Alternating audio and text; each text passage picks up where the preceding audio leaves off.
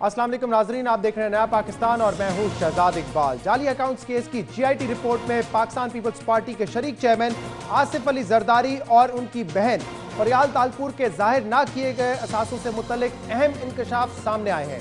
GIT report के मुताबिक आसिफ अली जरदारी और उनकी बहन फरियाल तालपुर ने 2018 इलेक्शन के लिए जाहिर किए गए असासों में अपने मुकम्मल असासे जाहिर नहीं किए। अगर जीआईटी का यह दावा अदालत में दुरुस्त साबित होता है तो आसिफ अली जरदारी और फरियाल तालपुर को नाअहली का सामना करना पड़ सकता है। जीआईटी रिपोर्ट में जिन असासों के जाहिर ना करने का जिक्र है, इन असासों की मिल्कियत के सबूत भी रिपोर्ट के साथ मुंसलिक हैं। जीआईटी रिपोर्ट में कहा गया है कि फरियाल तालपुर ने 2018 इंतखाबात में एसेट्स एंड लायबिलिटीज फॉर्म में अपनी अंदरूने सिंध जायदादों का जिक्र नहीं किया।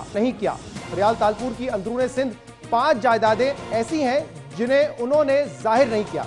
शहीद बेनजीराबाद में 477 एकड़ जमीन खरीदी गई, जिसकी मालियत 71 करोड़ 60 लाख रुपए थी। दूसरी जायदाद लाड़काना में गुलाम कादिर नामी शख्स से खरीदी गई।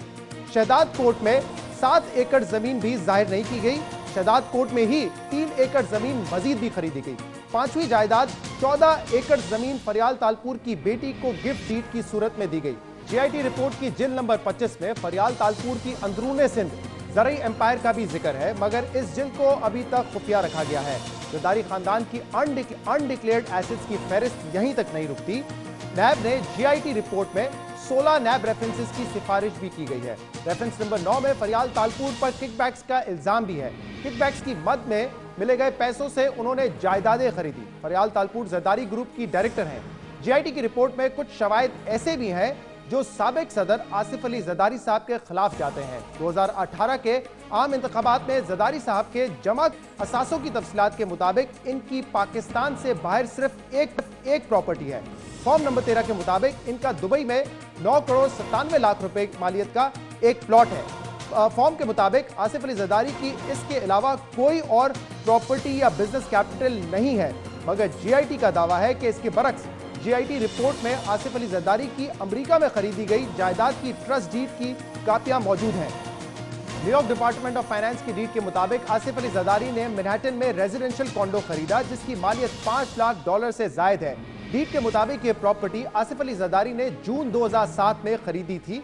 जीआईटी जो दावे और सबूत पेश कर रही है, इसका अदालत में साबित होना अभी बाकी है। अगर ये शवाहिद साबित हो जाते हैं तो आसिफ अली जरदारी असासे छुपाने के इल्जाम में नाअहल हो सकते हैं। क्या जरदारी साहब के ऊपर 62(1)(f) की रोशनी में कार्रवाई हो सकती है? सवाल ये भी बनता है कि जीआईटी को ये सबूत किस तरह मिले। क्या ये सबूत म्यूचुअल लीगल असिस्टेंस के जरिए हासिल किए गए? और इस पर बात करने के लिए हमारे साथ मौजूद हैं हमारे नुमाइंदे खसूसी जाहिद किशकोरी। जाहिद जी, बताइएगा कि जीआईटी ने अपनी रिपोर्ट में यह दावा किया है कि फरियाल तालपुर और आसिफ अली जरदारी की जायदादें हैं जो कि उन्होंने अपने असासजात में नहीं शामिल की, उनको नहीं जाहिर किया। क्या जीआईटी इन दावों को डॉक्यूमेंट्री एविडेंस के साथ भी साबित कर रहा है? जी शहजाद, ये एक बहुत अहम सवाल है।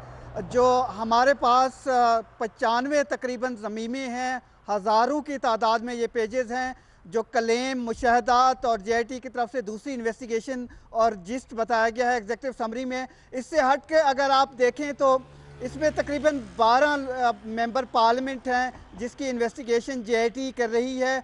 उसमें हम सिर्फ फोकस अगर फरियाल तालपुर और जरदारी फैमिली पर रखें तो मैं आपको फरियाल तालपुर के बारे में ये बता देना चाहता हूँ कि तकरीबन 5 ऐसी प्रॉपर्टीज़ हैं अंदरूनी सिंध जो कि तकरीबन 500 एकड़ ज़मीन है। Excise and taxation department, land revenue department और दूसरे डिपार्टमेंट से उन्होंने वेरीफाइड डॉक्यूमेंट हासिल किए हैं, जिसकी बुनियाद पे जीआईटी का ये क्लेम है और डॉक्यूमेंट भी साथ लगे हुए हैं। अगर आप ज़मीमा 39, 45 और 46 देखें, जो डॉक्यूमेंट दिखाए गए हैं कि ये वो ज़मीनें हैं जो इनके नाम पर हैं, लेकिन उन्होंने बताया नहीं है अपने डिक्लेरेशन पे जब वो इलेक्शन कॉन्टेस्ट कर रही थी।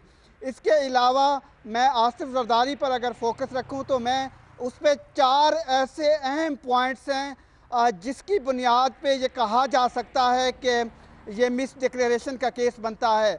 4 डॉक्यूमेंट पेश किए गए हैं जो कि ज़मीमा 53 है। इसके अलावा 71, 72 और 95 तक अगर आप जाएं तो उसमें पहला जो इम्पॉर्टेंट पॉइंट है वो न्यूयॉर्क की एक प्रॉपर्टी है जो उन्होंने डिक्लेयर नहीं की है, उस पर मज़ीद इन्वेस्टिगेशन भी जारी है। ये JIT ने इस डॉक्यूमेंट हासिल किया है रजिस्टर ऑफ सिटी काउंसिल जो कि न्यूयॉर्क का है, वहाँ से कि ये प्रॉपर्टी इनके नाम रही है। इसके अलावा डिपार्टमेंट ऑफ जस्टिस का एक ऐसा डॉक्यूमेंट है जो कि हमारे पास भी अवेलेबल है कि जून 2006 में पाकिस्तान पीपल्स पार्टी ने और बिलखसूस आसिफ अली जरदारी ने एक एग्रीमेंट किया था, एक कंपनी बनाई थी पाकिस्तान पीपल्स पार्टी की प्रमोशन के लिए। तो ये वो दौरानिया है जब पेंट हाउस खरीदा गया था और साथ ये कंपनी भी बनाई गई थी जिसमें $1,10,000 इन्वेस्टमेंट करने के लिए।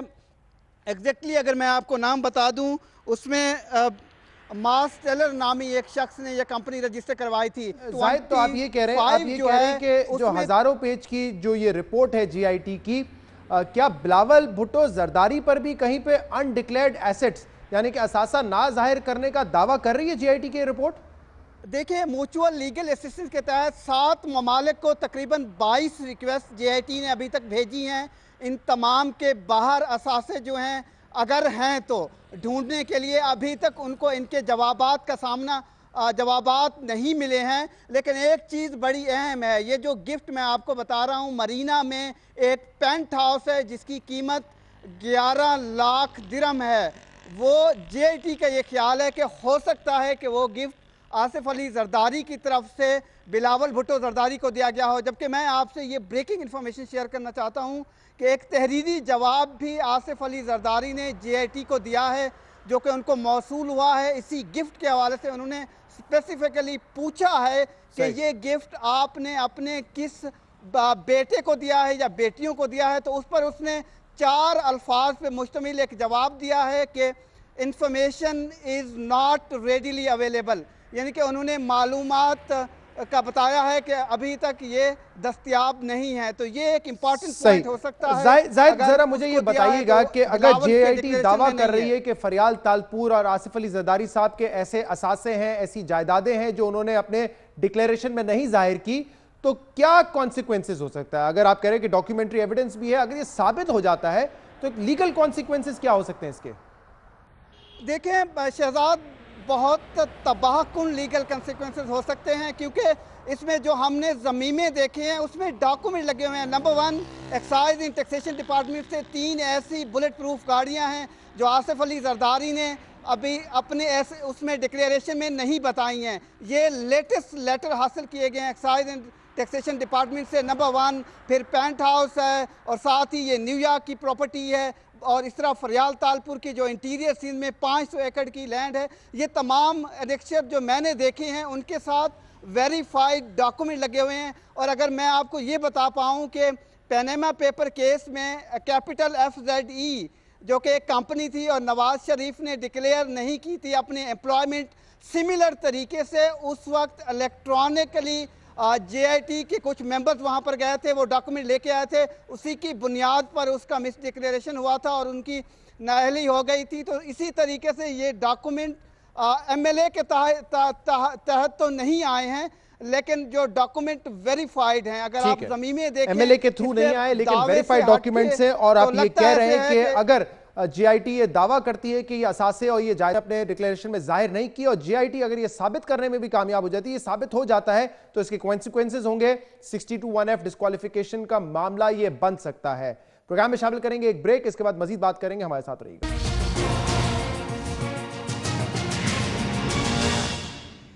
Welcome back. सिंध का सियासी टेम्परेचर बढ़ता जा रहा है। तहरीक इंसाफ और पीपल्स पार्टी में बराह रास्त सियासी टकराव का आगाज हो चुका है। पाकिस्तान पीपल्स पार्टी जाली अकाउंट्स केस के कानूनी केस को सियासी रंग दे रही है और तहरीक इंसाफ सिंध में हुकूमत की तब्दीली और पाकिस्तान पीपल्स पार्टी का अरकान से राब्तों के दावे कर रही है। सिर्फ सूबा ही नहीं, पाकिस्तान तहरीक इंसाफ के मरकजी रहनुमाओं की भी नजरें अब सिंध हुकूमत की तरफ हैं। वफाकी वजीर इत्तलात फवाद चौधरी कल गवर्नर सिंध इमरान इस्माइल से मुलाकात के लिए कराची पहुंचेंगे और खबरें ये भी हैं कि इमरान खान भी जल्द सिंध का दौरा करेंगे। पाकिस्तान तहरीक इंसाफ सिंध की क़यादत चंद रोज से सिंध हुकूमत गिराने की बातें कर रही है, लेकिन आज एक बार फिर तहरीक इंसाफ सिंध के रहनुमा हलीम आदिल शेख ने यह दावा किया है कि सिंध हुकूमत में तब्दीली से मुतालिक जल्द खुशखबरी देंगे। बड़े बड़े अच्छे ख़ानदानी लोग हैं, बाज़मीर लोग हैं, शराफ लोग हैं जो कि पीछे हैं। तो मुझे नहीं पता कि फॉरवर्ड बन रहा है या बैकवर्ड बन रहा है, ब्लॉक ज़रूर बन रहा है। राब्ते में तो सब है, लेकिन इंशाल्लाह वक्त पे बताएंगे आपको और अच्छी खबर देंगे, आप फिक्र ना करें। मतलब है कि हर रोज़ तादाद बढ़ रही है। अभी तो पार्टी शुरू हुई है, अभी तो देखिए क्या कुछ कितनी बड़ी बड़ी, अभी तो इब्तदा है। ये सारे ऑप्शन जो गैर जमहूरी नहीं होंगे, गैर आइनी नहीं होंगे, वो सब काबिल इस्तेमाल हो सकते हैं। देखिए गैर आइनी और गैर जमहूरी तो गवर्नर आज भी नहीं है, आइन में लिखा हुआ है। पाकिस्तान तहरीक इंसाफ सिंध के रहनुमा हुकूमत में तब्दीली का दावा कर रहे हैं, जबकि अब पीपल्स पार्टी रहनुमाओं ने भी वफाक में पाकिस्तान तहरीक इंसाफ हुकूमत को हासिल मामूली अक्सरियत पर सवाल उठाना शुरू कर दिए हैं। ये फॉरवर्ड ब्लॉक की बातें पिछले 10-11 साल से चल रही हैं कि ये फॉरवर्ड ब्लॉक बन गया है और लोग अभी छोड़ने वाले पीपल्स पार्टी को। वक्त ने साबित किया कि कोई एमपीए पीपल्स पार्टी की लीडरशिप को छोड़कर नहीं निकला और सिंध हुकूमत हमारी रहेगी। फॉरवर्ड ब्लॉक की बातें बिल्कुल गलत है। मैं समझता हूं जो बातें इस तरह की कर रहे हैं उनको सोचना चाहिए कि वफाक में उनकी हुकूमत सिर्फ 4 एमएनए के ऊपर है। अगर वो 4 एमएनए इधर तो शायद उनका इख्तिदार, उनका वजीर आजम नहीं बच पाएगा। फेडरल गवर्नमेंट है जो खुद मांगे तांगे की गवर्नमेंट है, किसी से 2 वोट, किसी से 4 वोट, ये तो खुद उसका स्टेक पे है गवर्नमेंट।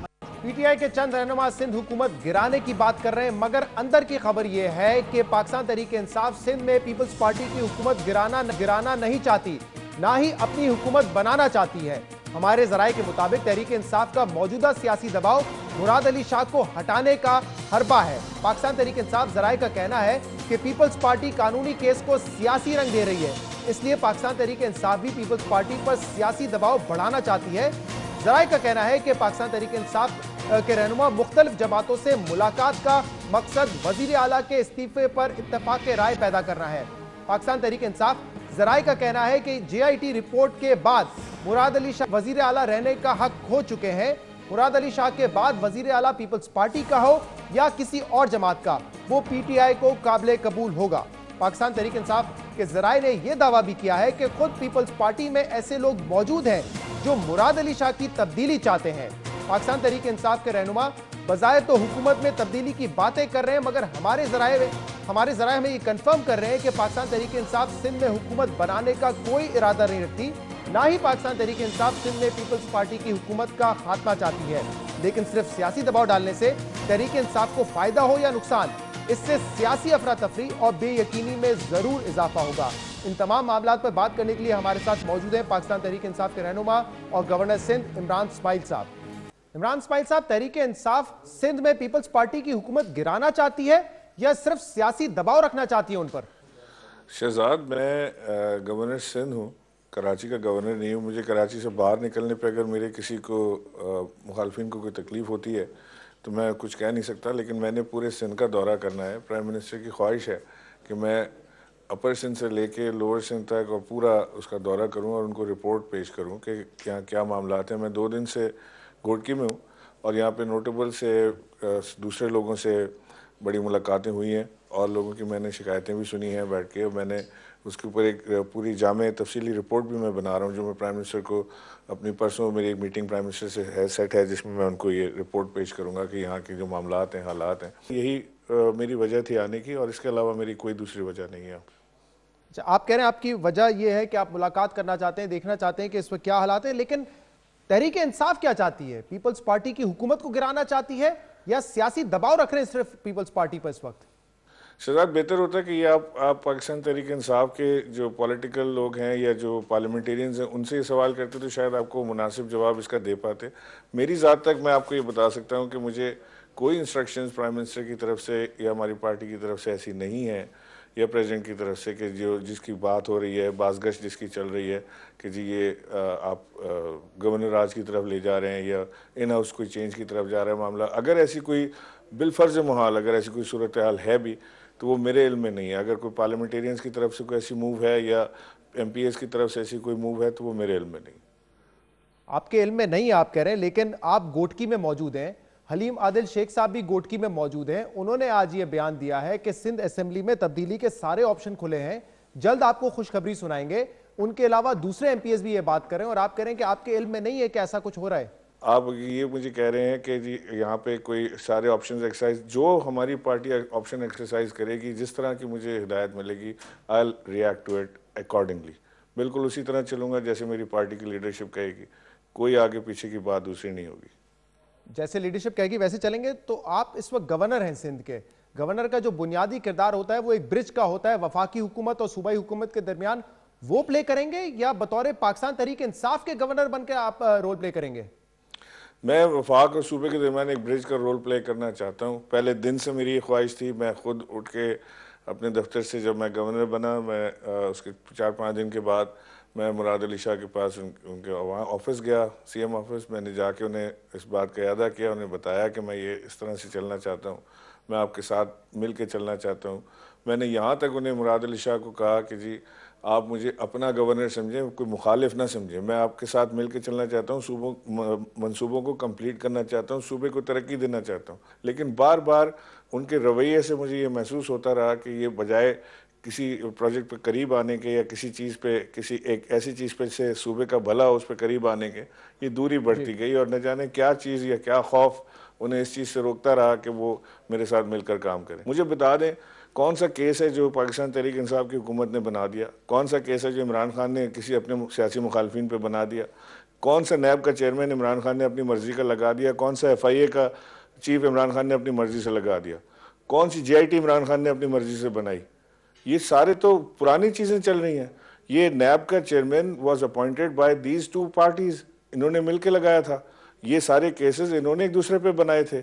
इसमें तो हमने तो कुछ भी नहीं किया। हमें तो बिला वजह ये इल्ज़ाम हमारे सर पे दे रहे हैं सियासी इंतकाम। कौन सा सियासी इंतकाम? तो ये उसी नहज पे चल रहे हैं कि बस ये हमारे मुखालिफ हैं।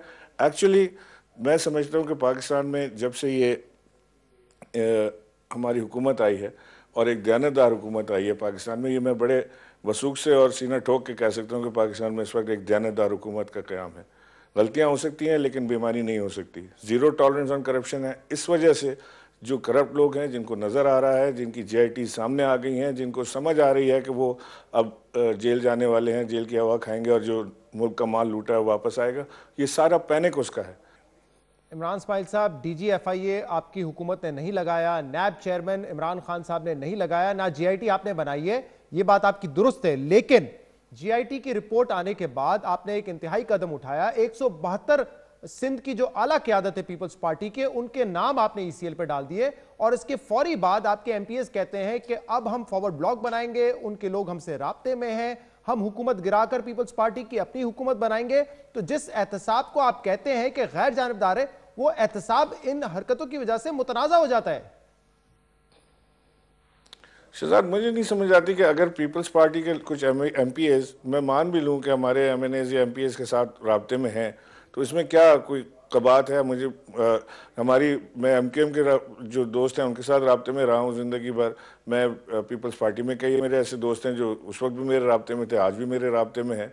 हमारी दोस्तियाँ हैं, हमारे सलाम दुआ है, एक ही शहर में रहे हैं, पले बड़े हैं, तो ज़ाहिर है एक दूसरे को जानते हैं, पहचानते हैं। उसके बाद अगर कोई पॉलिटिकल मूव होती है इन हाउस जिसकी आप जिक्र कर रहे हैं, तो वो मेरी नॉलेज से बाहर है, मैं उसका हिस्सा भी नहीं हूँ, मैं उससे बाहर हूँ।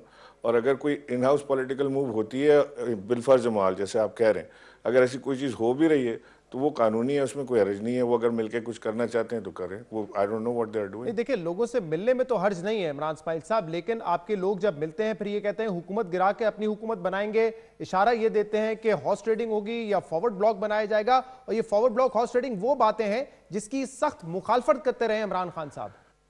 कतई हॉर्स ट्रेडिंग की कोशिश नहीं होगी पाकिस्तान तहरीक इंसाफ की तरफ से, कतई। अगर हॉर्स ट्रेडिंग कोई करेगा तो उसको भी पकड़ा जाएगा। बिल्कुल हॉर्स ट्रेडिंग नहीं होने देंगे। हमने अपने लोगों को, हमारे MPs जिन्होंने सेनेट में, आपको याद होगा KPK में उन्होंने वोट दिया था, उनके खिलाफ हमने पर्चे कटाए और उनको निकाला है बाहर पार्टी से। इमरान साहब, हमारे अपने जराए भी ये कहते हैं कि आप हुकूमत नहीं गिराना चाहते, लेकिन आपके जो लोग बयान दे रहे हैं कि हम अपनी हुकूमत बनाएंगे, तो नंबर गेम को तो वो देखकर लगता है कि पॉसिबल नहीं है। तमाम ऑपोजिशन भी आपके साथ आ जाए, वो पॉसिबल नहीं है अनलेस एंड अनटिल आप फॉरवर्ड ब्लॉक बनाए, पीपल्स पार्टी का एक धड़ा आपको ज्वाइन करे, तभी ये मुमकिन है ना। तो फॉरवर्ड ब्लॉक की तरफ फॉरवर्ड ब्लॉक अगर पीपल्स पार्टी में बनता है तो ये पीपल्स पार्टी का प्रॉब्लम है। वो अपने MPs को संभालें जो फॉरवर्ड ब्लॉक बनाने जा रहे हैं या फॉरवर्ड ब्लॉक का खतरा है जिनसे उनको संभालें। हमारी तरफ क्यों देखते हैं कि जी हम कर रहे हैं? हम नहीं कर रहे हैं। मैं बार बार उनसे एश्योरेंस दे रहा हूँ कि हम नहीं कर रहे हैं। ऐसी कोई चीज़ हमारी तरफ से मूव नहीं है। अगर पीपल्स पार्टी की अपनी जमात में ये मामलात हैं, उनके अपने लोग अगर वंस अलहदा होना चाहते हैं या फॉरवर्ड ब्लॉक बनाना चाहते हैं अकॉर्डिंग टू योर इंफॉर्मेशन, तो वो पीपल्स पार्टी जाने, वो खुद संभाल लें अपने लोगों को। इमरान साहब, ये मेरी इंफॉर्मेशन नहीं है, मैं तो खुद कह रहा हूं कि हमारे जराए बताते हैं कि आप हुकूमत को तब्दील नहीं करना चाहते, लेकिन ये आपके लोग हैं जो अवाम पैदा कर रहे हैं, जो इस तरह के बयान देके गैर यकीनी सूरत हाल पैदा कर रहे हैं इस वक्त। जी, आप, मेरा ख्याल है कि बेहतर होगा कि आप MPs या MNAs जो ये बात कर रहे हैं उनसे आप बात कर लें। मेरे साथ कोई ऐसी बात उनकी हुई नहीं। लेकिन इमरान साहब, ये बात तो वाजे हो गई है कि तहरीक इंसाफ कंसेंसस क्रिएट कर रही है और मुराद अली शाह साहब का इस्तीफा वो डिमांड कर रहे हैं। आप समझते हैं मुराद अली शाह साहब को इस्तीफा देना चाहिए JIT रिपोर्ट के बाद? मैं समझता हूँ कि जो JIT की रिपोर्ट आई है उसके बाद उसमें बहुत सारी चीज़ें ऐसी खुल के सामने आई हैं जो शायद अब तक नहीं आई थी सामने। जो अगर JIT रिपोर्ट आप 140 पेज की जो है, अगर उसको आप गौर से पढ़ें तो उसके अंदर बहुत जगह ये इस तरह फैसिलिटेटर का काम होते हुए नज़र आ रहा है। तो अभी उनके ऊपर डिपेंड करता है, अगर वो समझते हैं कि मॉरल ग्राउंड्स पर उनको इस्तीफा देना चाहिए तो बिस्मिल्लाह, नहीं देना चाहते, कंटिन्यू करना चाहते हैं, जंग लड़ना चाहते हैं जैसे उनकी पार्टी ने अनाउंस किया था, ये उनका 100% उनका अपना फैसला होगा। अच्छा, आप तो ये कह रहे हैं कि मॉरल ग्राउंड पे अगर इस्तीफा देना चाहते हैं तो दे दें, अगर लड़ना चाहते हैं तो लड़े, लेकिन आपकी पार्टी जो है इस वक्त वो दबाव डाल रही है पीपल्स पार्टी पे कि मुराद अली शाह साहब इस्तीफा दें। ये बिल्कुल वैसा ही दबाव है जो आप नवाज शरीफ पर डालते थे कि नवाज शरीफ साहब इस्तीफा दें, अपना नाम क्लियर करें और फिर कुर्सी पर वापस बैठें। बड़ी इंपॉर्टेंट पोजीशन है CM की इस वक्त, और पूरा सूबा एक तरह से इस वक्त मैं समझता हूँ कि हॉल्ट पे है और कोई एडवेंचरिज्म करने की ज़रूरत नहीं है। लेकिन अगर इस सूबे को हमने चलाना है, इसको बचाना है, इसको तरक्की देनी है, ये सूबा बहुत पीछे रह गया हमारा, और तो हमने इसको बड़े एहतियात से हमें सारी चीज़ें करनी और देखनी होगी। हमें इसमें कोई गुंजाइश हमारे पास नहीं है कि हम यहाँ पे करप्शन होने दें मज़ीद।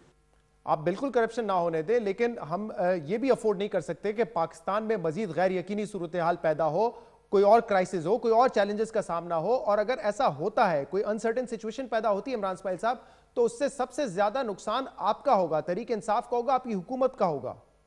कोई गैर यकीनी की सूरत हाल नहीं पैदा हो रही। शहजाद, मैं आपको एक चीज़ बिल्कुल क्लियर बता देना चाहता हूँ कि जो लोग एहतिसाब से भागते हैं ना, वो इस तरह की बातें करते हैं कि जी ये आपका, ये इसका भी नाम है, उसका भी नाम है।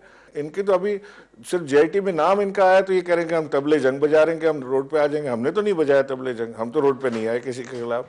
आपकी अपनी हुकूमत है सिंध में, आपके अपने लोग इसमें इन्वॉल्व हैं, आपके अपने लीडर्स इन्वॉल्व उसके अंदर हुए हैं, उनकी एक्सपोजर हुआ है। बजाय इसके कि आप उसको दिखाएं चीज़ों को कि आपके पास क्या जायज़ है क्या नाजायज़ है, आप उधर तबले जंग बजा रहे हैं। तबले जंग बजेगा तो फिर पूरा बजेगा फिर उसके बाद।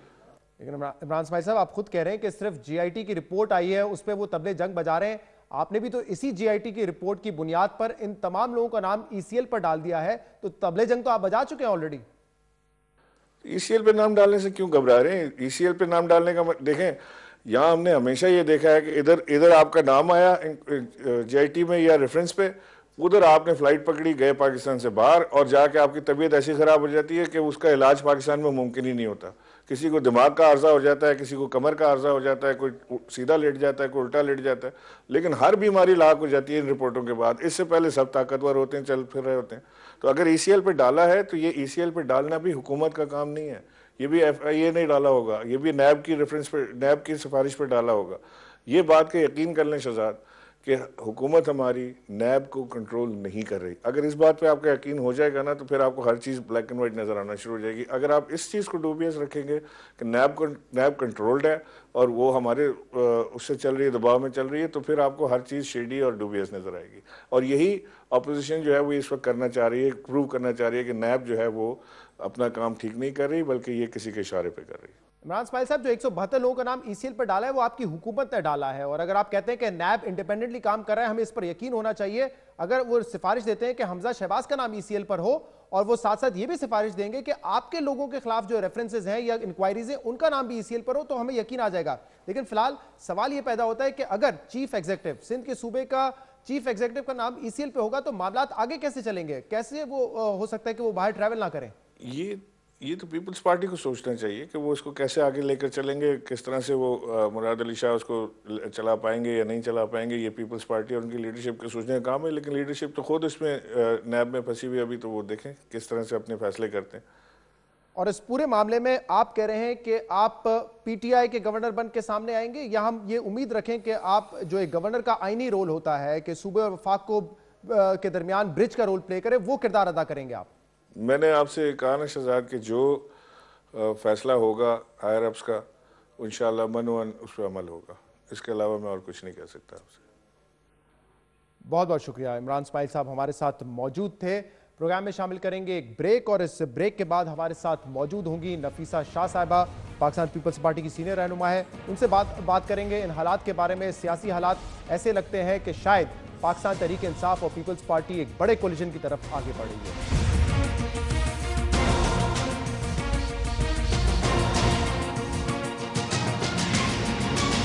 वेलकम बैक नाजरीन। ऐसा लगता है पाकिस्तान तहरीक इंसाफ और पीपल्स पार्टी के दरमियान हालात तेजी से तसादुम की तरफ बढ़ रहे हैं। इस पर बात करने के लिए हमारे साथ मौजूद है पाकिस्तान पीपल्स पार्टी की सीनियर रहनुमा नफीसा शाह साहिबा। नफीसा साहिबा, बहुत बहुत शुक्रिया वक्त देने के लिए। अभी हमारे प्रोग्राम में गवर्नर सिंध इमरान इस्माइल साहब फरमा रहे थे कि हम नहीं रखते ख्वाहिश फॉरवर्ड ब्लॉक बनाने की, आपके लोग हैं जो राब्ता कर रहे हों मुमकिन तौर पर पीटीआई से, तो क्या ये बात दुरुस्त है? आपके लोग राब्ता कर रहे हैं? क्या फॉरवर्ड ब्लॉक बन सकता है पीपल्स पार्टी में? मुझे नहीं पता जी ये कौन से एमपीएज हैं कि उनको राब्ता कर रहे हैं। मेरे ख्याल से ये वैसी बात है जैसे उन्होंने कहा था कि हम मुल्क में 200 अरब डॉलर लेके आएंगे, ना कोई उनको बेसिस था फिगर का, और ऐसे उसने एक बहुत हवा में एक चीज़ जो है वो छोड़ी। तो सिंध में देखिए इस वक्त जो पीटीआई का सिंध में तासुर है, पीटीआई की वजह से सिंध में गैस गायब हो गया। पिछले 10 साल में कभी ऐसा बुरहान नहीं था जैसा अब है। पानी गायब हो गया, बिजली गायब हो गई। तो एमपीएस जो है वो क्यों उनके पास जाएंगे? ऐसी कोई वजह नहीं है। एक मसनूई, क्योंकि ऑब्वियसली जाली खान साहब क्यों, तो एक मसनूई सा उन्होंने क्राइसिस करने की कोशिश की है, लेकिन ऐसी कोई बात नहीं है। इस किस्म के हरबे हमने पहले भी और हथकंडे उनको पहले भी फेस किया है और अब भी फेस करेंगे। आप जानती हैं पाकिस्तान की सियासी तारीख को कि जब भी क़यादत मुश्किल में होती है लोग दूसरी पार्टीज की जानिब देखते हैं। फॉरवर्ड ब्लॉक बने हैं पाकिस्तान की सियासी तारीख में, तो इस तरफ इशारा है पाकिस्तान तहरीक इंसाफ का कि आपकी क़यादत जीआईटी की रिपोर्ट के बाद मुश्किल में नजर आ रही है, लिहाजा पीपल्स पार्टी के एमपीएस उनसे राब्ता कर रहे हैं। देखिए ये इस वक्त इसलिए ख्वाब देख रहे हैं कि क्योंकि इनके पास और कुछ अवाम को देने के लिए नहीं है। पहले उन्होंने 100 दिन के ख्वाब जो दिखाए लोगों को, सुहाने ख्वाब, उसका जो हशर हुआ है 125 दिन के बाद, वो आप लोगों से पूछें कि 1 करोड़ नौकरी तो आई नहीं, लाखों नौकरियां चली गई, 50 लाख घर तो आए नहीं, लाखों बेघर लोग हो गए। इस वक्त लोगों के आप जो पब्लिक ओपिनियन देख लें तो लोग जो हैं वो गुस्सा है फेडरल हुकूमत के पास। तो ये ख्वाब देखना फॉरवर्ड ब्लॉक और इसका उसका बंद करें। जो हुकूमतें उनके पास हैं सूबों में या वफाक, उनको संभालें। ये ना हो कि वही उनको ख्वाब देखते देखते वो हुकूमतें भी इनके हाथ से निकल जाएं। तो आप मुतमईन है कि कोई एमपीए राब्ते में नहीं है तहरीक इंसाफ से? कल वफाकी वजीर अली जैदी साहब हमारे प्रोग्राम में ये कह कर गए कि 16 एमपीएस तो सिर्फ उनसे राब्ते में है। जी मुझे बिल्कुल पता नहीं है कि कौन से लोग इस माहौल में इनसे राब्ते कर सकते हैं। कोई ऐसी बात नहीं है। सिंध गवर्नमेंट जो है वो मुस्तहकम है, जो प्रेजेंट चीफ मिनिस्टर है उसकी क़यादत में और चेयरमैन बिलावल भुट्टो जरदारी की लीडरशिप में। एक बात तो अब वाज़ेह है कि पाकिस्तान तहरीक इंसाफ चाहती है कि मुराद अली शाह साहब का नाम अब जेटी में आया है, उनके ऊपर इल्जामात हैं, वो इस्तीफा दे दें और पाकिस्तान तहरीक इंसाफ सिंध में मुख्तलिफ पार्टी से मुलाकात करके, मुख्तलिफ लीडर से मुलाकात करके इस पर कंसेंसस कायम करने की कोशिश कर रही है। क्या मुराद अली शाह साहब इस जीआईटी की रिपोर्ट के बाद इस्तीफा देंगे? देखिए इल्जामात तो इमरान खान साहब के भी ऊपर है, इल्जामात तो मिनिस्टर डिफेंस जो हैं परवेज खटक उनके ऊपर भी हैं, इल्जामात जो एक मिनिस्टर बैठते हैं इनके पंजाब में अलीम खान साहब उनके ऊपर भी हैं, इल्जामात तो कईयों के ऊपर हैं, इल्जामात तो बाबर अवान के ऊपर हैं, इल्जामात तो इनकी आधी कैबिनेट पर अगर नहीं हैं तो जल्द ही हो जाएंगे। इल्जामात की बुनियाद पर आप रेजिग्नेशन उनसे डिमांड कर रहे हैं, ये किस कानून ने आपको कहा है? पनामा पेपर्स में नाम आया, कोई तहकीकात पाकिस्तान में उस वक्त शुरू भी नहीं हुई थी जब पीपल्स पार्टी की क़यादत नवाज शरीफ साहब का इस्तीफा मांगती थी। कहते थे आप अपना नाम क्लियर करें, इसके बाद कुर्सी पर वापस आ जाएं।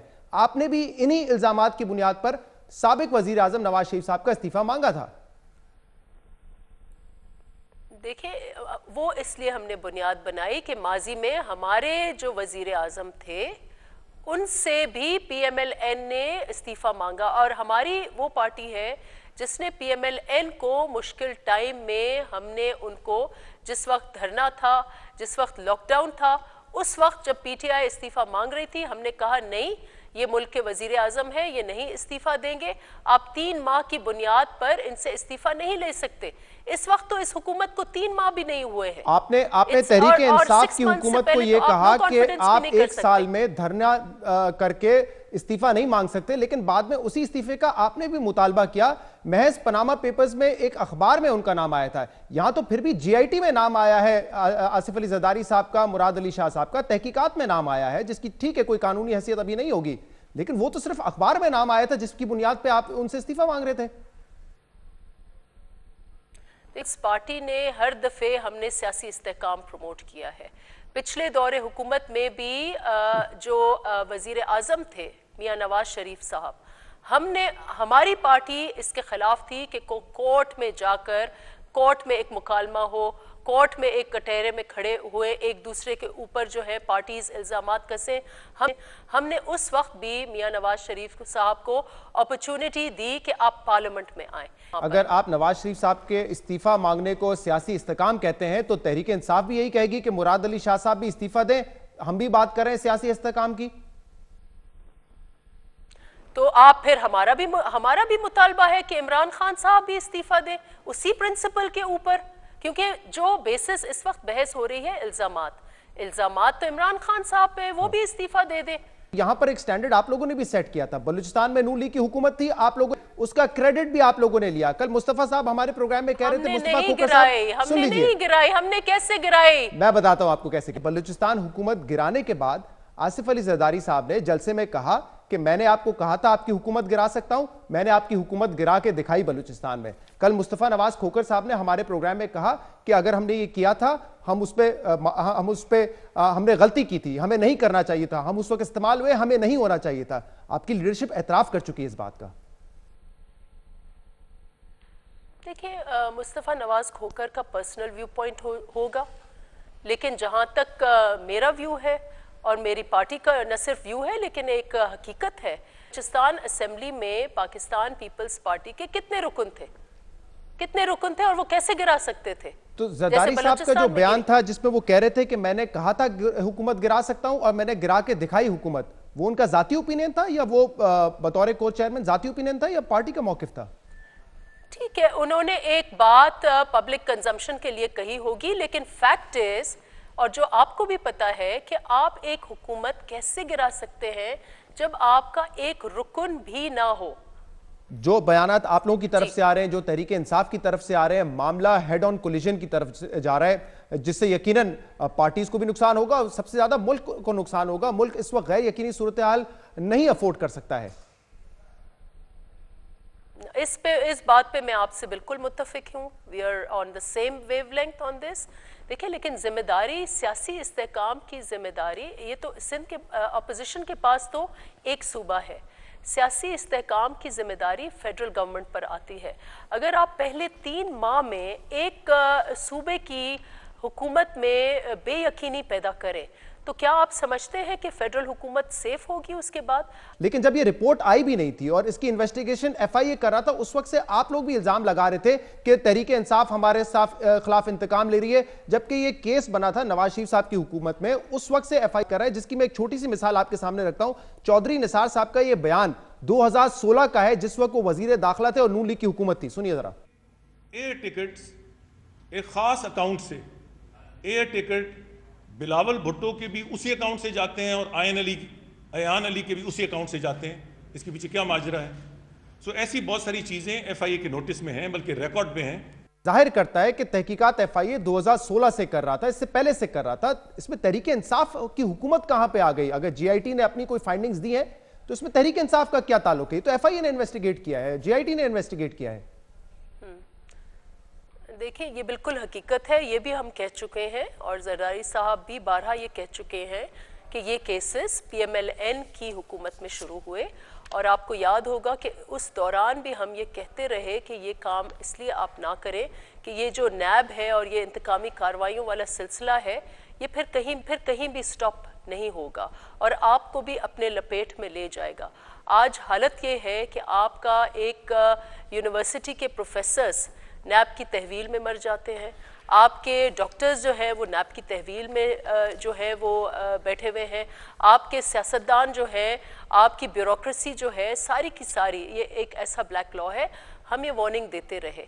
इस वक्त भी जो हुकूमत वक्त है वो ढंढोरा पीट रही है, वो इसको सेलिब्रेट कर रही है, वो खुशियाँ मना रही है, लेकिन हम उनको भी ये वार्निंग देना चाह रहे हैं कि ये कानून इतना गंभीर कानून है, इतने इसमें सीरियस फ्लॉज हैं कि कल को इन लोगों की भी फ्रिवलेस चार्जेस पर भी गिरफ्तारियां जो हैं वो हो सकती हैं। नफीसा साहिबा, ये जो इन्वेस्टिगेशन है वो नैब ने नहीं की है, फेक अकाउंट्स केस जो है वो GIT ने इन्वेस्टिगेट किया है और इस रिपोर्ट में GIT ने ये कहा है कि फरियाल तालपुर और आसिफ अली जरदारी ने अपनी जायदादें छुपाई हैं, असासाजात में जाहिर नहीं की। इस रिपोर्ट में बाकायदा नाम के साथ ये लिखा गया है कि फरियाल तालपुर साहिबा की 5 जायदादें हैं, जिनमें शहीद बेनजीराबाद में 477 एकड़ जमीन उन्होंने जाहिर नहीं की। इसमें यह कहा गया है कि लाड़काना में उनकी जमीन है जो जाहिर नहीं की गई। शहदाद कोर्ट में 2 जमीनें हैं, उनका जिक्र नहीं है उनके एसेट डिक्लेरेशन में। और 5वीं जायदाद जो है उनकी, वो उन्होंने गिफ्ट डीड के तहत अपनी बेटी को दे दी, उसका जिक्र भी नहीं है उनके एसेट डिक्लेरेशन में। आसिफ अली जरदारी से मुतल्लिक कहा गया है कि उनके न्यूयॉर्क अपार्टमेंट को उन्होंने नहीं डिक्लेयर किया। इस पर क्या मौकिफ है आपका और आपके कायदीन का? ठीक है, देखिए, GIT बिल्कुल बनी है और ये एक रिपोर्ट है। इस रिपोर्ट में जो पीपल्स पार्टी का पर्सपेक्टिव ये है कि इसमें खुद GIT ये कह रही है कि 850 लोगों के उन्होंने इंटरव्यूज़ लिए, जिनमें 750 पेश हुए, बाकी 100 लोग नहीं आए गालिबन। और इसी इंटरव्यू में जो पर्सपेक्टिव, अगर आप कह रहे हैं कि डिफेंस का यकीनन एक पर्सपेक्टिव होगा या होना चाहिए था, लेकिन क्या इस GIT में वो रिफ्लेक्ट हुआ है? जो कहना है जिन लोगों के इंटरव्यूज़ हुए हैं, बिलखुसूस चेयरमैन बिलावल भुट्टो जरदारी, उनका ये कहना है कि मेरा पर्सपेक्टिव इसमें नहीं आया, फरियाल तालपुर साहिबा का पर्सपेक्टिव इसमें नहीं आया, और कई लोगों का नहीं। तो ये रिपोर्ट जो है, अगर एक वन साइडेड रिपोर्ट है, तो इस रिपोर्ट की अभी स्क्रूटनी होनी है। क्या फरियाल तालपुर साहिबा डिनाई करती हैं कि इस रिपोर्ट में जो उनकी 5 जायदादों का जिक्र है वो उनकी नहीं है, क्योंकि यहाँ एड्रेस के साथ ये जायदाद उनकी मेंशन की गई है? क्या जरदारी साहब इस बात को डिनाई कर रहे हैं कि अपार्टमेंट उनका नहीं है? पीपल्स पार्टी ने क्लियरली पीपल्स पार्टी ने क्लियरली कह दिया है कि वो इस GIT रिपोर्ट को रिजेक्ट करते हैं। और मैं 2 पॉइंट्स आपको कहती हूँ। पहला तो एक बायस्ड है, इसमें एक इनहेरेंट बायस है, क्योंकि FIA को लीड किया बशीर मेमन साहब ने, उनके भाई ने GDA का इलेक्शन लड़ा हमारे पीपल्स पार्टी से और उन्होंने एक तारीखी शिकस्त खाई। दूसरा बेसिस ये है कि कोल्यूजन थी। शहजाद अकबर, अब उनका नाम है एहतसाब अकबर, हम उनको अब कहते हैं ये एहतसाब अकबर है, वो जो है FIA में, उन्होंने डिनाई नहीं किया, वो बारहा FIA में जाते रहे, थ्रू आउट वो जाते रहे, और जिस रात को ये कंपाइल हो रही थी रिपोर्ट, उस वक्त भी वो जाते रहे। और जब उन्होंने प्रेस कॉन्फ्रेंस की और आपने वो प्रेस कॉन्फ्रेंस सुनी होगी, तो उनको लग रहा था कि उनको ज़बानी याद है कि इस GIT में क्या है। तो बायस और कोल्यूजन के ऊपर एक अगर रिपोर्ट है जिसमें जिन लोगों का आपने इंटरव्यू लिया है उनका पर्सपेक्टिव नहीं है, जिनको आपने ECL में डाला है, बहुत शुक्रिया, बहुत शुक्रिया नफीसा शाह साहब हमारे साथ मौजूद थी, अपना मौक़िफ़ दे रही थी इस रिपोर्ट पर। इसके अलावा इस वक्त जो सिचुएशन डेवलप हो रही है सियासी तौर पे पीपल्स पार्टी और पाकिस्तान तहरीक इंसाफ के दरमियान। आज के प्रोग्राम में इतना ही। इसका फीडबैक आप हमें दे सकते हैं हमारे सोशल मीडिया पर। इजाजत दीजिए, अल्लाह हाफ़िज़।